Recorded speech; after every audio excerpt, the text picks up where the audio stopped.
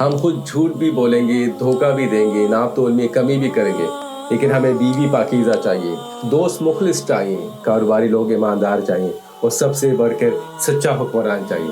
اللہ سبحانہ تعالیٰ قرآن میں فرماتے ہیں، یقیناً اللہ کسی قوم کے حالات نہیں بدلتا جب تک وہ خود اپنی حالت نہ بدلے۔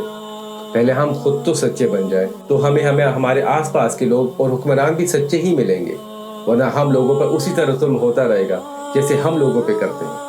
سورہ انعام میں بیان ہوا، اور اسی طرح ہم ظالموں کو ان کے اعمال کے سبب جو وہ کرتے تھے ایک دوسرے پر مسلط کر دیتے ہیں۔ مطلب یہ کہ ایک ظالم کو دوسرے ظالم پر مسلط کر دیتے ہیں، اور اسی طرح ایک ظالم دوسرے ظالم کو ہلاک و تباہ کرتا ہے، اور ایک ظالم کا انتقام دوسرے ظالم سے لے لیتے ہیں۔ اللہ سبحانہ تعالیٰ ہمیں اپنی اصلاح کرنے کی توفیق عطا فرمائے اور ہماری قوم کو سیدھا رستہ دکھائے تاکہ ہماری قوم پر رحم ہو۔ آمین یا رب العالمین۔